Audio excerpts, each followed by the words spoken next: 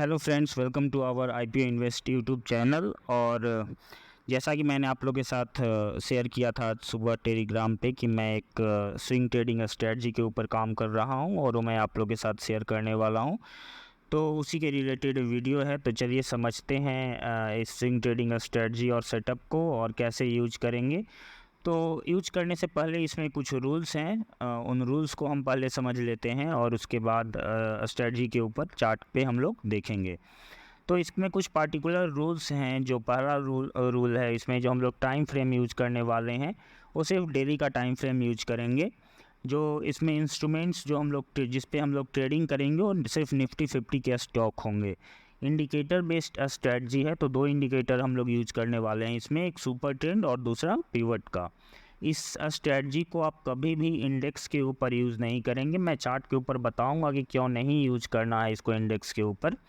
और जब इसमें अगर आपने एक ट्रेड ले ली है और वो ट्रेड आपकी रनिंग ट्रेड है, आपका टारगेट अभी नहीं मिला है और दूसरा कुछ वैसा ही सेटअप आपका बन जाता है, तो आप दूसरी ट्रेड इसमें नहीं लेंगे जब तक कि आपके पहले ट्रेड का टारगेट मीट नहीं होता है।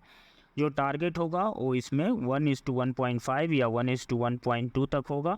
अगर परसेंटेज में टारगेट की बात करें तो 7 to 10% होगा। और इसमें जो हमारा एसएल होगा वो फिक्स्ड एसएल होगा 4 to 5% का। तो चलिए देखते हैं और समझते हैं चार्ट के ऊपर कि स्ट्रेटजी कैसे चार्ट पे काम करती है, और उसको कुछ हम लोग कुछ चार्ट्स के ऊपर, कुछ स्टॉक्स के चार्ट्स के ऊपर इसको बैक टेस्ट करके भी देखेंगे। तो चलिए चार्ट्स के ऊपर चलते हैं और समझते हैं इस स्ट्रेटजी। तो चलिए फ्रेंड्स, अभी देखते हैं हम लोग चार्ट के ऊपर और समझते हैं इसको कि कैसे इस स्ट्रेटजी को हमें यूज करना है। तो ये जैसा कि आप मेरा चार्ट देख रहे होंगे, मैंने यहाँ पे रिलायंस इंडस्ट्रीज़ का चार्ट ओपन कर रखा है।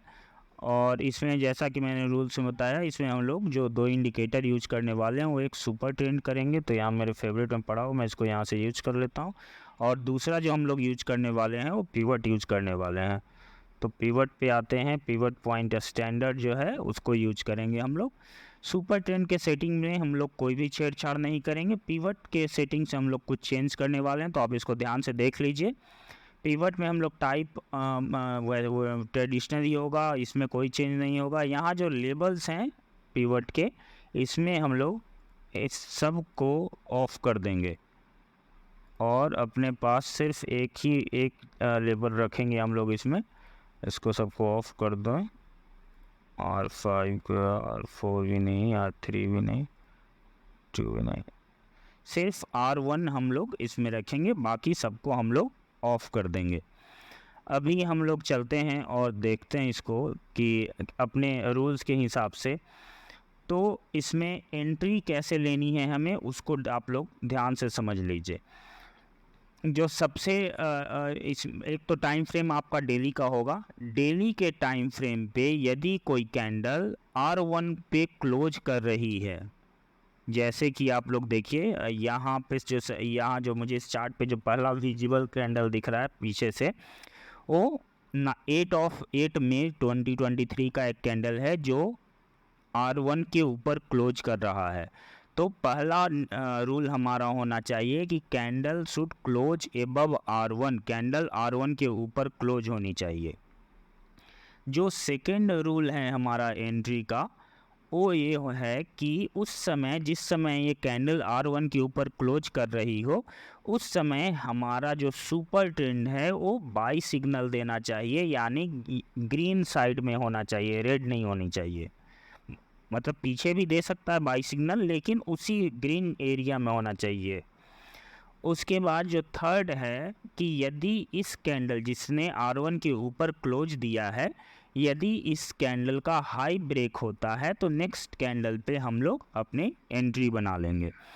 तो इस अगर आप ये 8 मई का कैंडल देखें तो इसका हाई था 2254.80। इसने नेक्स्ट डे के कैंडल ने इसका हाई ब्रेक किया 2257। अब इसमें हम अपनी एंट्री बनाएंगे। हमें वो नहीं देखना कि कितने पॉइंट से तोड़ा है, नहीं तोड़ा है, वो नहीं देखेंगे। हाँ, अगर हाई टूटा है तो हमारी एंट्री बनेगी उसमें।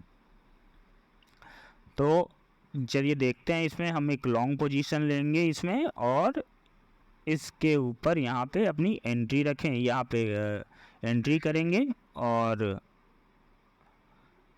5%, 4 से 5% का हमारा एसएल होगा और 7 से 10% का हमारा टारगेट होगा। तो पहला तो हमारा 7% के आसपास का टारगेट यहाँ पे मैच कर जाता है। तो पॉइंट वाइज देखें तो हमें 165 पॉइंट्स का गेन हो रहा है। हमारा एसएल था 111, तो करीब करीब अगर आप रिस्क रिवार्ड देखें तो 1.48 यानी 1.5 के आसपास बैठता है। अब अगर इसको या तो आप या तो यहाँ पे आप 7% पे इसको आराम से शांति से बुक करके घर जा सकते हैं, नहीं तो इसको आप प्रॉफिट को इसको ट्रेल कर सकते हैं। कैसे ट्रेल करेंगे हम लोग, एक सेकेंड पहले मुझे इसको यहाँ से हटा लेने दीजिए।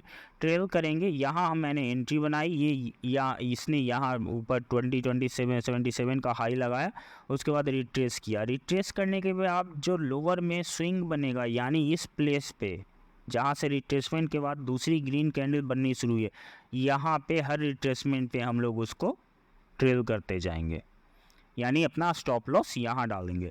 तो पहला या तो 5% का फिक्स स्टॉप लॉस रखेंगे और 7% पे बुक करके घर चले जाएंगे, नहीं तो यदि ट्रेल करना है हमें तो हर स्विंग पे, स्विंग के नीचे वाले कैंडल पे, इस जगह पे, यहाँ पे आप एंट्री, यहाँ पे अपना स्टॉप लॉस रख सकते हैं।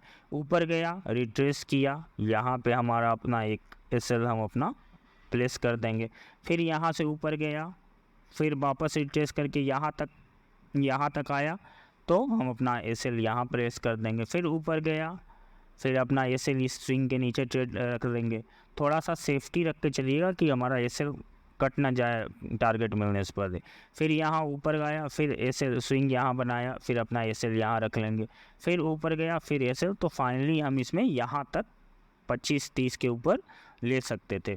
बट अगर इतना मगजमारी नहीं, इतना दिमाग नहीं लगाना, तो चुपचाप 4% का एसएल, 4 से 5% का एसएल रखिएगा और 7% के ऊपर जो मिल जाए उसको बुक कर लीजिएगा।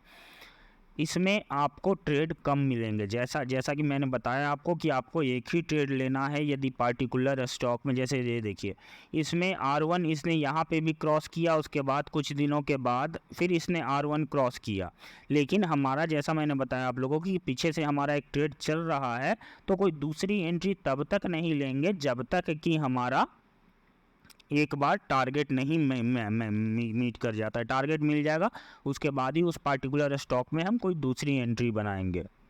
तो ये था एक रिलायंस में। चलिए एक और स्टॉक में हम लोग देखते हैं। यहाँ मैंने इन्फी लगा रखा है, तो इन्फोसिस में हम लोग देखते हैं क्या हुआ। अभी जो मुझे सबसे पहला R1 दिख रहा है वो ये दिख रहा है। तो यहाँ पे देखिए, मैंने पहले इसमें कर रखा था, तो मैंने इसमें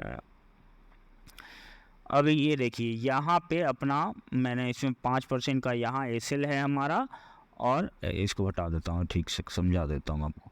यहाँ हमारी एंट्री इसने इस R1 के ऊपर हमारी डेली कैंडल क्लोज हुई, अगले दिन गैप अप ओपन हुआ, तो यहाँ हमारी एंट्री बनेगी।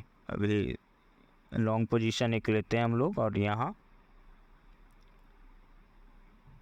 इसके आसपास यहाँ पे रखते हैं और यहाँ पे 5% पे अपना एसएल रखते हैं और ऊपर की तरफ चलते हैं। देखिए 7% मैच कर गया हमारा, 7, 7.9, 8, 8.45, 8.73% तक का टारगेट दिया है इसने।